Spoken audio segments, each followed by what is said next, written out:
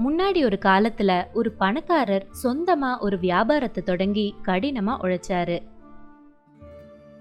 ஒரு நாள் அவர் தன்னோட குழந்தைங்களுக்கு முக்கியமான கதை ஒன்னு சொல்ல கூப்பிட்டாரு. அவரு, ரொம்ப வருஷத்துக்கு முன்னாடி நான் தொழிலை தொடங்கறதுக்கு சிரமப்பட்டப்ப ரயில்ல அடிக்கடி போயிட்டு வருவேன். சாப்பிட தேவையான பணம் இல்லாததால நிறைய தடவை நான் சாப்பிடாம போயிருக்கேன். அப்போ ஒரு முறை வடை வாங்க பிளாட்ஃபார்ம்ல இருந்த ஒரு கடைக்கு போனேன். வடைக்கு காசு கொடுக்க என்னோட பாக்கெட்ல தேடும்போது கொஞ்சம் காசு கம்மியா இருந்ததை பார்த்தேன். நான் கடையிலிருந்து வடை வாங்காம திரும்பி நடக்க போனப்போ அந்த கடையோட முதலாளி என்னை கூப்பிட்டு வடைய கொடுத்தாரு. நான் அவர்கிட்ட நன்றி சொல்லிட்டு வடைக்கான காசை கண்டிப்பா திருப்பி தந்துடுவேன்னு சொன்னேன். ஆனா அவரு அத பத்தி கவலைப்பட வேண்டாம்னு சொல்லிட்டாரு. என்னோட தொழில் ஆரம்பிச்ச புதுசுங்கிறதால அடிக்கடி நான் டிராவல் பண்ண வேண்டியதா இருந்துச்சு. ஒரு நாள் நல்ல மழை, நான் அதுல நல்லா நனைஞ்சிட்டேன். நான் திரும்ப அதே கடைக்கு போனேன். நல்லா சூடான டீ வாங்கினேன். நல்ல பசி, ஆனா சாப்பாடு வாங்க பணம் இல்ல. அந்த கடையோட முதலாளி ஒரு தட்டு இட்லி கொடுத்தாரு. ஆனா நான் அதை வேண்டாம்னு சொன்னேன். அதுக்கு அவர் சிரிச்சுட்டே இதுக்கான பணத்தை உடனே கொடுக்கணும்னு அவசரம் இல்லைன்னு சொன்னாரு. நான் வேண்டாம்னு சொன்ன போதும் கூட ஒரு தட்டு இட்லிய என்னோட கையில கொடுத்துட்டாரு. வேண்டான்னு நான் சொன்ன பதில அவரு விரும்பல. நான் அவருக்கு நன்றி சொல்லிட்டு கொற்ற மழைல சூடான சாப்பாட சாப்பிட ஆரம்பிச்சேன். அவரோட குழந்தைங்க நல்ல கவனிச்சதால கதைய தொடர்ந்தாரு. வேலைக்காக பெரிய கான்ட்ராக்ட் ஒன்று வந்ததால என்னோட ரயில் பயணம் நின்னுடுச்சு. என்னோட வியாபாரம் கொஞ்சம் கொஞ்சமா வளர்ந்துச்சு. என்னோட விநியோகஸ்தர்களை பார்க்க நான் விமான பயணம் செய்ய ஆரம்பிச்சேன்.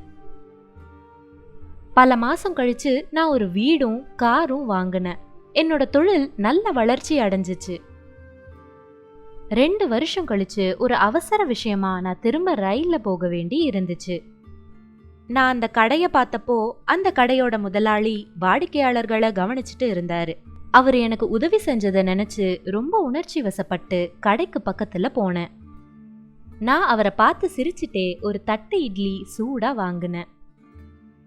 நான் பல வருஷங்களுக்கு முன்னாடி சாப்பிட்டது போலவே சுவையா இருந்துச்சு. அவர்கிட்ட என்னோட தொழில் பத்தி நான் என்ன செய்யறேன்னெல்லாம் சொன்னேன். அவரு என்ன வாழ்த்தினாரு. இந்த முறை நான் முழு தொகையும் கொடுத்துட்டேன். அவருக்கு உணவகம் ஒன்று ஆரம்பிக்க நான் உதவுறதா சொன்னேன். ஆனா அவர் அதை வேண்டாம்னு சொல்லிட்டாரு. இந்த வேலையில அவர் மகிழ்ச்சியா இருக்கிறதாகவும் பிளாட்ஃபார்ம்ல அவருக்கு நிறைய வாடிக்கையாளர்கள் கிடைப்பாங்கன்னு சொல்லிட்டாரு. உணவகம் ஆரம்பிக்க தேவையான பத்திர வேலை, பதிவு செய்யறது மாதிரியான எல்லா வேலைக்கும் நான் அவருக்கு உதவுறேன்னு சொல்லியும் அவர் அதை மறுத்துட்டாரு. கடைசியில அவர் சில வருஷத்துக்கு முன்னாடி எனக்கு உதவி செஞ்சதுக்கு நன்றின்னு சொல்லிட்டு என்னோட ரயில்ல ஏறிட்டேன்.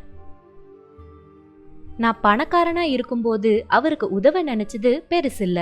ஆனா தன்கிட்ட இல்லாதப்பவும் கூட அவர் எனக்கு உதவினாரு. நான் உதவலனா கூட அந்த கடையோட முதலாளி நல்லா இருப்பார்னு எனக்கு தெரியும். இதனால அவரோட தொழில் பாதிக்கப்படாது. ஆனா அவர் அன்னைக்கு எனக்கு உதவி செய்யலனா நான் நிச்சயம் பசியோட தான் இருந்திருப்பேன். மத்தவங்களுக்கு தேவைப்படும் போது அவங்களுக்கு உதவணும். நீங்க செய்யற உதவி வேற வடிவத்துல உங்களுக்கே திரும்பி கண்டிப்பா வரும். அதனால வசதிங்கிறது பொருள் சார்ந்த விஷயம் மட்டும் இல்ல. ஒரு நல்ல குணமும் பெரிய இதயமும் வாழ்க்கையில மதிப்பிட முடியாதுன்னு சொல்லி கதைய முடிச்சாரு.